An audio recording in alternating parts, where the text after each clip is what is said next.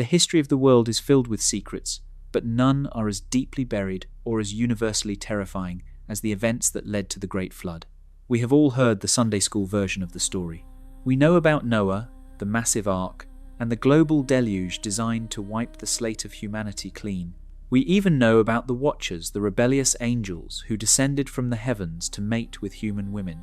Ancient texts describe how these unions produced the Nephilim, monstrous giants of unimaginable size and violent appetites. But within this cosmic tragedy lies a specific, horrifying detail that historical texts and early church fathers debated, and modern theology has almost entirely erased. We know the rebellious angels were imprisoned in the dark. We know the giant Nephilim destroyed each other in a divinely orchestrated civil war.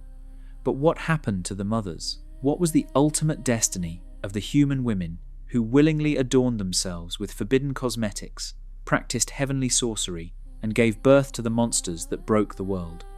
The ancient Book of Enoch, a text discovered among the Dead Sea Scrolls and revered by early Christian thinkers, holds the answer.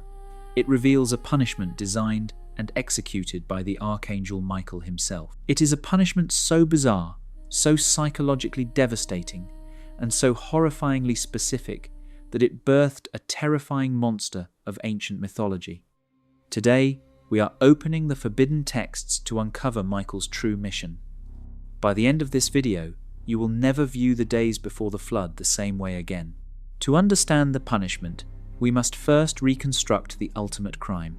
The first Book of Enoch, specifically the section known as the Book of the Watchers, details an invasion that changed human DNA forever.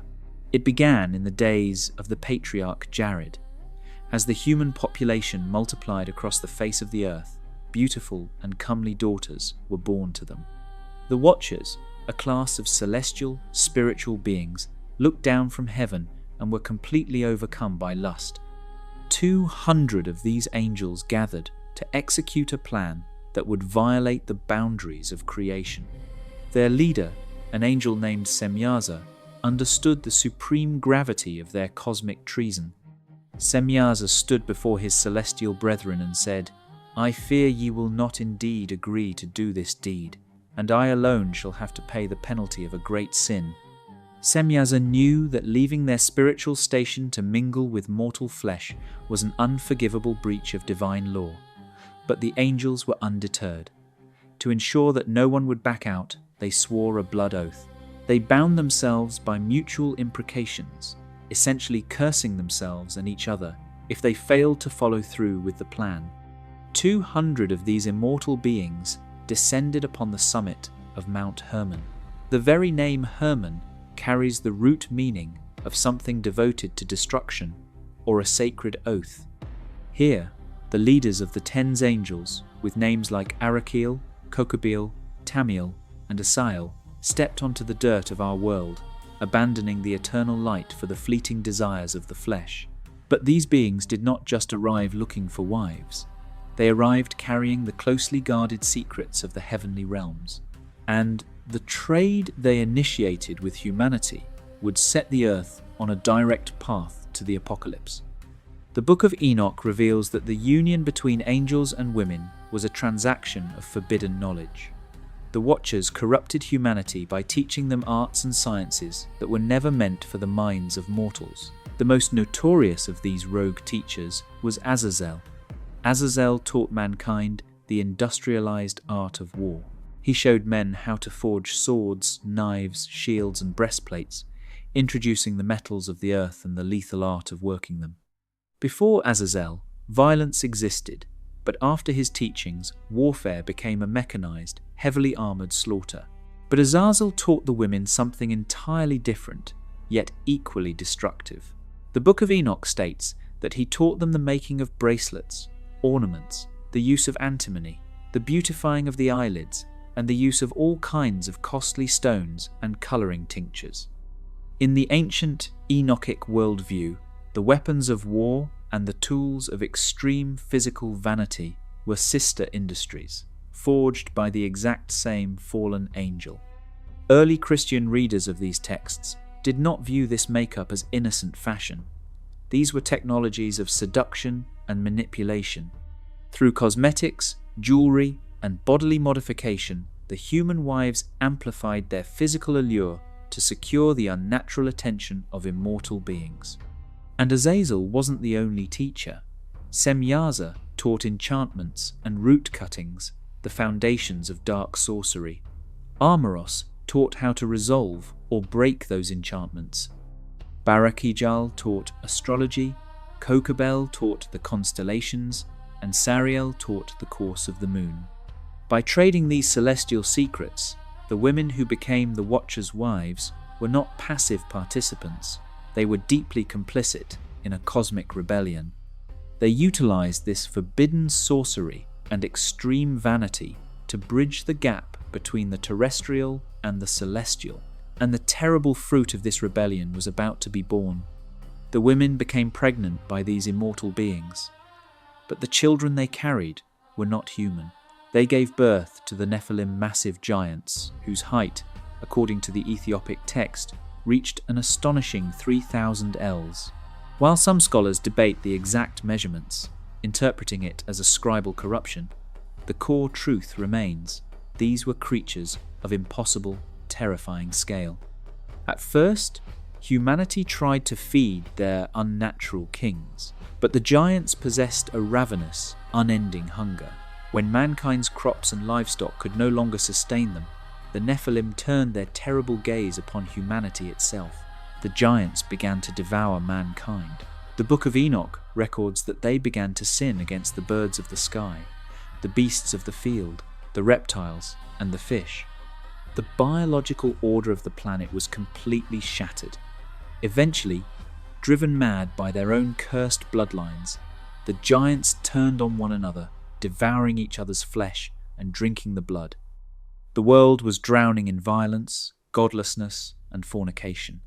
The illicit teachings of Azazel and the insatiable hunger of the Watchers' children had turned the earth into a living nightmare. And then, the earth itself began to scream. As men perished, they cried out in agony. Their voices, mingling with the literal groaning of the corrupted earth, rose up past the atmosphere, past the stars, and struck the very gates of heaven. The souls of the dead sued for justice, demanding that their cause be brought before the Most High. And heaven was listening. 4 of the most powerful beings in existence looked down from the safety of the celestial realm: Michael, Uriel, Raphael, and Gabriel. What they saw broke their hearts. They saw a world painted red with blood. They saw the lawlessness wrought by the giants and the sorcery spread by Azazel. The archangels approached the throne of the eternal God, the King of Kings, and presented the desperate cries of humanity. They laid the blame exactly where it belonged: on Azazel for revealing eternal secrets, on Semyaza for leading the oath, and on the Watchers for defiling themselves with women and unleashing the bloody giants upon the earth.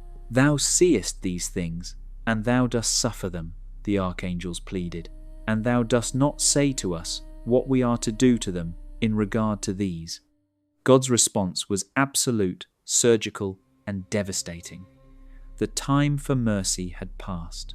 First, God dispatched the Archangel Uriel to the son of Lamech, a righteous man named Noah.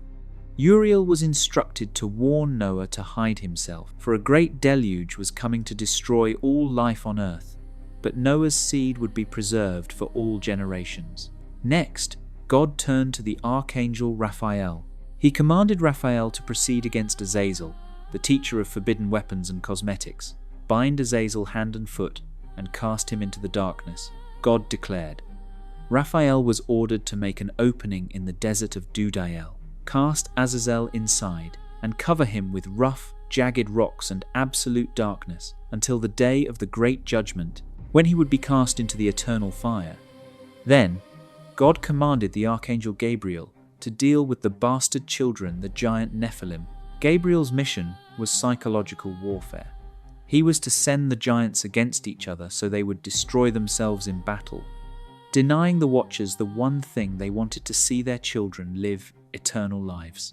But to Michael, the great commander of the heavenly host, God gave the most agonizing and highly specific mission of all. The Archangel Michael is the ultimate enforcer of cosmic justice. In the Book of Enoch, God gives Michael direct orders regarding Semyaza and the remaining Watchers who had united themselves with women. God's command to Michael is chilling in its precision. Go, bind Semyaza and his associates who have united themselves with women so as to have defiled themselves with them in all their uncleanness. But Michael was not just ordered to lock them away. The punishment was meticulously designed to inflict the maximum amount of psychological torment on these immortal rebels. God instructed Michael to force Semyaza and the Watchers to stand and witness the violent slaughter of their beloved giant children. Imagine the absolute horror of that moment. These were celestial beings of immense power who believed they had conquered the earth through their offspring. Now, bound in inescapable chains by Michael, they were forced to watch as their invincible children tore each other apart until the valleys ran red with their blood. Once the giants were dead, Michael's mission entered its final phase. He was ordered to bind the Watchers fast for 70 generations in the valleys of the earth. They would remain locked in the dark, buried deep within the terrestrial crust, until the day of their final judgment, where they would be led off to the eternal abyss of fire to be tormented forever. Michael executed his orders perfectly. Azazel was buried beneath the jagged rocks. Semyaza and the Watchers were chained in the dark valleys for 70 generations. The Nephilim lay dead, their disembodied spirits cursed to roam the earth as evil demons. But what about the wives? What about the human women who had adorned themselves with Azazel's antimony and gold, who had practiced Semyaza's sorcery, and who had given birth to the monsters that destroyed the world? God's decree had stated that the Watchers were to die together with their wives and children. But in the cosmic justice system of the Book of Enoch, physical death in the floodwaters was rarely the end of the story. The children's spirits survived as demons. If the children became demons, what became of the mothers? Later in the Book of Enoch, the prophet is taken on a terrifying guided tour of the cosmos by the Archangel Uriel. Uriel shows Enoch the outer limits of creation, the prisons of the fallen stars, and the ultimate resting places of the wicked. In chapter 19, Uriel brings Enoch to a horrifying, desolate location. Uriel points to the abyss and explains the final, eternal destiny of the Watchers who mingled with humanity. And then, almost as an afterthought, Uriel reveals the horrifying fate of their human brides. Listen closely to the exact translation from 1 Enoch, chapter 19, verse 2. And the women also of the angels who went astray shall become sirens. Let that sink in. The wives of the Watchers, the women who learned forbidden cosmetology, the women who utilized dark sorcery to seduce angels from the heavens, were transformed into sirens. For thousands of years, modern society has treated sirens as a myth, a fairy tale from Homer's Odyssey about seductive monsters who lived on rocky shores. Legend says they sang melodies so incredibly beautiful that they drove mortal men mad, causing sailors to steer their ships into jagged rocks to drown and be devoured. But the Book of Enoch, a text revered by the early Christian church, presents a much more terrifying reality. The sirens were not a myth. They were the eternal, mutated, disembodied spirits of the Watchers' wives. Why this specific, horrific punishment? Because in the biblical and Enochic worldview, divine punishment is always a perfect, poetic mirror of the crime. The sin of these women was the sin of illicit seduction and cosmic boundary breaking. They used the forbidden cosmetics and jewelry taught by Azazel to artificially enhance their beauty, luring holy angels down from the heavens, which led to the ruin of the entire world. They used their voices, their charms, and their bodies to pull the celestial down into the terrestrial. And so, the justice overseen by Michael and the archangels turned their ultimate weapon into their eternal curse. Because they used their beauty and seduction to draw angels down to their doom, their punishment was to become hideous, monstrous entities. They were forced to spend eternity using their enchanting voices to draw mortal men to their deaths in the dark, crashing waters. They became the ultimate embodiment of fatal attraction, beautiful sounds, masking a ravenous, destructive reality. You might be asking yourself, why does a 2,000-year-old text about giant Nephilim, fallen angels, and sirens matter to us today? Because the Book of Enoch is not just a history book. It is a prophetic mirror. The Watchers fell because they sought to merge advanced technology, weapons of mass destruction, and forbidden power without the wisdom of the Creator. The wives fell because they were obsessed with extreme physical modification, using the cosmetics, the metals, and the sorcery of Azazel to artificially elevate their status and seduce power they could not control. Look at our world today. What are the dominant forces of our culture? The absolute obsession with extreme physical modification and vanity, the industrialization of weapons, capable of wiping out humanity in minutes, the desperate pursuit of hidden knowledge, and the complete erasure of natural boundaries. Jesus Christ himself warned in the Gospel of Matthew, as it was in the days of Noah, so it will be at the coming of the Son of Man. He didn't compare the end of the world to the days of Babylon or the Roman Empire. He specifically pointed back to the most corrupt, violent, and spiritually compromised era in human history, the era of the Watchers and their wives. The Watchers are still chained in the dark valleys of the earth for 70 generations. Their Nephilim children still roam the unseen realms as disembodied evil spirits. And the Sirens, the cursed remnants of the forbidden wives, still echo as a chilling reminder of what happens when humanity trades the glory of the Creator for the forbidden secrets of the fallen. The Archangel Michael executed a surgical, terrifying judgment in the ancient past, and the ancient texts warn that this same judgment is prepared for the end of days. The grace period before the flood lasted for 1,600 years, waiting for humanity to repent, but eventually the door of the ark was closed. The patience of the heavens is vast, but it is not infinite. If this deep dive into the Book of Enoch opened your eyes to a history you've never been told, don't keep it to yourself.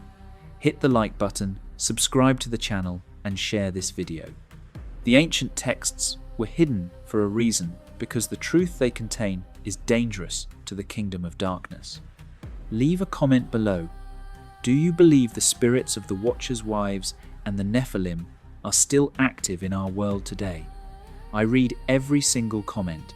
Until next time, keep your eyes on the heavens, and do not be seduced by the songs of the fallen.